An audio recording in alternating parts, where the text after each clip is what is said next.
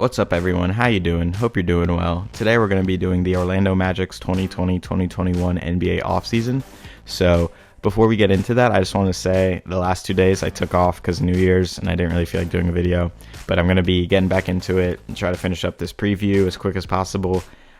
So if you like this content, please like and subscribe below. And if you don't, dislike and leave a comment about what you don't like. I'm trying to improve, so any feedback helps. So without further ado, let's get into it. In the 2019-20 season, the Orlando Magic traded for Markelle Fultz. That might have been the season before, but he played for them last season, and he actually was pretty good. Averaged like 14 and 4 on decent efficiency. Yeah, he still wasn't a shooter, but we'll get into that. And then they made the playoffs as the 8th seed. They lost to Milwaukee in 5 games. They won the first game of the series, and they did that last year against Toronto, so they're really good at that, and they were at least kind of competitive. So yeah, looking into what they did this offseason, they drafted Cole Anthony 15th overall from UNC, which I'm kind of a UNC homer, so I like Cole Anthony. I don't know if he's going to work on this team, though. I think his skill set will work a lot better in the NBA just because it's a more open game and he's athletic. But from what I've seen, they're kind of similar, him and Markelle Fultz, just like athletic guards who can get to the rim, kind of inefficient, not really shooters. And neither of them are great passers. Like, they're decent passers, decent defenders. I'd say both of them are actually pretty good defenders, but passing wise, they're both not that good. And with neither of them being shooters, I just don't see how they ever are able to play on the court together. And unless they drafted Cole Anthony as like a long-term backup, I just don't really see the point of having both of them on your roster. So that's just how I feel about Cole Anthony. I think he'll be good. I just don't know if the fit is really great with this team.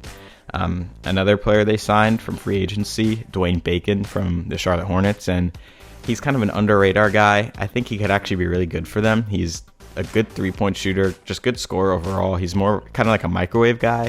He only played like 15 minutes a game for Charlotte. Whenever he did, he was really efficient scoring the ball. He's just not really good at much else, like not a great passer, dribbler, or defender, but he can put the ball in the basket, and this Orlando team definitely needs that. So I think he could be good for them as just like an off-the-bench microwave guy. And yeah, I think he's cheap, so I think it's a good signing for them. And I think he could actually grow into a real offensive like piece for them. Leaving them in free agency is DJ Augustine, which I don't think is the biggest deal. Like I said, they have Cole Anthony and they have Markelle Fultz. I think it's more so just so Markelle can run the show, but they are kind of lacking shooting, which he brought, and that's kind of tough to lose just because this team really, like, once I go through it, you're going to see how little shooting they have.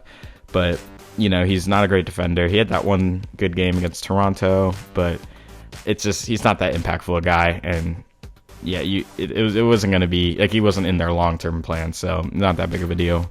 So looking at who's staying on this roster, Mo Bamba, who was their 4th or 5th overall pick a few years ago in the Markelle draft, who has kind of been disappointing. I would say he's been like decent, and his averages aren't bad, his efficiency isn't bad. He's just not showing any flashes to be like a top 5 caliber pick. Like, they were saying that he's just could be like one of those unicorn type players, just like really switchable on defense, can shoot on offense, can handle a little bit, just like has those unicorn type skills. And he just hasn't shown that at all. Like, whenever he's on the court, he really just disappoints, and he just looks like a rotation big who just can kind of rebound. He's not great at scoring, and he's decent defending. But yeah, I just don't see. He just hasn't lived up to his hype. And I know you can't give up on him because he's young, and this was like kind of his thing. He was a project, so maybe eventually he'll turn into that. But I just don't see it at the moment.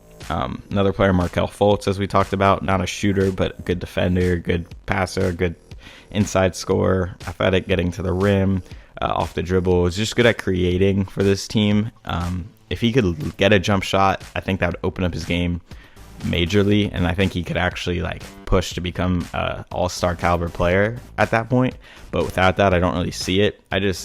It just makes defending him so much easier if you don't have to respect any sort of jump shot or three-point shot, really. Yeah, you could just go under every screen. You can not really worry about him off ball as much. You can play off of him. So he's just like, without shooting, there's a cap to how good he can be. But at the moment, he's a very good player, and they didn't give up a lot for him. So Markel's a good young point guard for them. Another player, Jonathan Isaac, on this team, who, whenever he's on the court, he's great.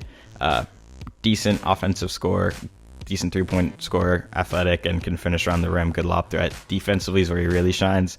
He's switchable, can guard basically 1 through 5. Really good rim protector, just like really long, athletic, lanky. Yeah, just like a pretty perfect modern-day switchable defender to have, and he can play anywhere from like 3 to 5 if you really need him to. So very versatile, but his issue is he can't stay healthy. He hasn't stayed healthy his whole career.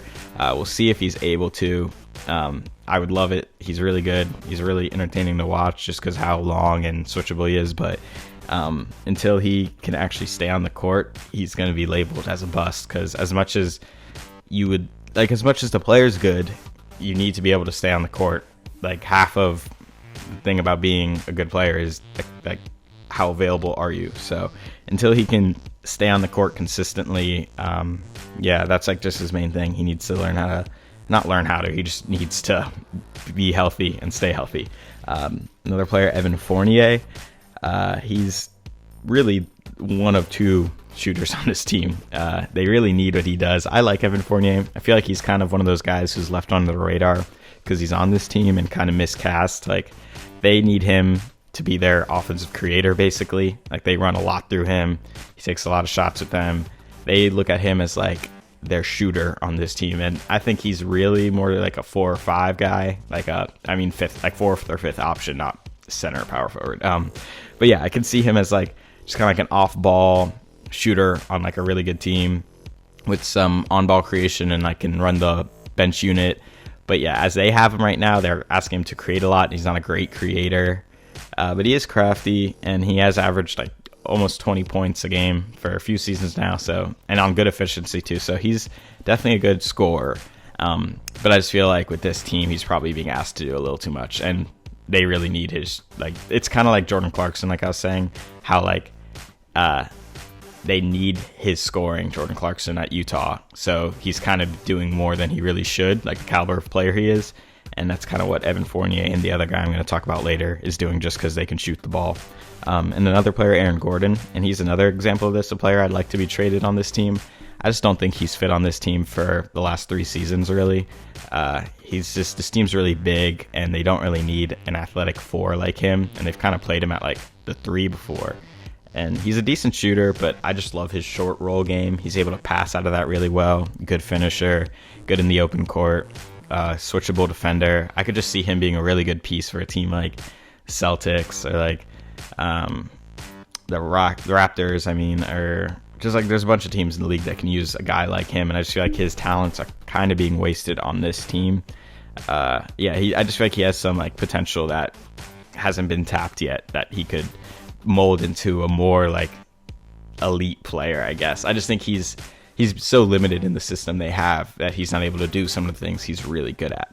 And another player, Terrence Ross, who's the other shooter on this team, and he's really like Jordan Clarkson. He's averaging, I think, 21 points a game this year, and they're using him like he's the number 1 option. He's not, and he'll fall back down to earth. And I like Terrence Ross. He's shooting the ball well. He's athletic, good at getting to the rim, just good at running around and pulling up over screens and defenders. But yeah, he's just not a number 1 option, and it's crazy that he's been that for this team. He's just same circumstances Jordan Clarkson, like I was saying, just a guy who's on a team with not a lot of scoring. So he's being asked to score the ball, even though he's not that caliber of player. But he's doing a pretty good job of it right now. And they need his scoring. So he's going to stay on this team. He's going to keep shooting the ball. So as long as he can put the ball in the basket, he's doing a good job. Another player, Michael Carter-Williams, which I don't know why I saved so late. Not a great player. His main attribute is he's tall and he's a point guard. He can be in those 3 guard rotations, so you have another ball handler on the floor, so you can really push the tempo. He's a decent passer, not a good shooter at all, not that great at scoring in general, and I kind of don't like how much he takes over the offense when he's in the game. He really likes to run the show when he's out there. So yeah, he's a decent defender, I guess, but not much to like about Michael Carter-Williams. I don't think he's super talented, actually. And then another player, and the star player on this team, Nikola Vucevic. He was an all-star for them last season, And yeah, he averages like 20 and 10. He averaged like 30 and 10 in the Milwaukee series. Yeah, he's just pretty good at like the skill side of basketball. Really good shooter, really good footwork in the paint, good at like post moves, at scoring. Not super physical and not a great defender, but they've been a pretty good defensive team for the past few seasons. So I would say consistent, one of the most consistent defensive teams for the past few seasons. So obviously you can have a good defense with him, but there's just a cap to how good you can be because he's kind of slow-footed. But yeah, good. Like I said, good footwork, good shooter, can really pick and pop and just score in the mid-range. And yeah, just has a really fluid game. So Vooch, good offensive scorer, and like he's like their real number one option. Like they rely on him a lot to score the ball. So yeah, looking at this team, their best attribute is consistency. They've been the same team for the past few seasons now, and that's a good thing, especially in the NBA right now, where teams have been moving a lot this offseason. Even last season, like a team like the Pelicans still haven't figured out like the group they have. So with like all these teams on like square one trying to figure out what they have with a team that's already like, we know our identity, we know who we have, we know who does what, we know our role, that's just like a useful thing. So I'm putting this team as like kind of like a lock. I think they're definitely going to be the 8 to 9 seed probably. I could see them slipping in possibly, and like if the Raptors or the Wizards end up really disappointing, just because how consistent they are. But I don't think they're super, like they're obviously not super talented, so I don't see them really rising up the East. But I see them as like a definite play-in tournament or lower seed Eastern playoff team. So that's how I feel about the Orlando Magic. Let me know how you feel. Like and subscribe below, and I'll talk to you guys next time. Bye.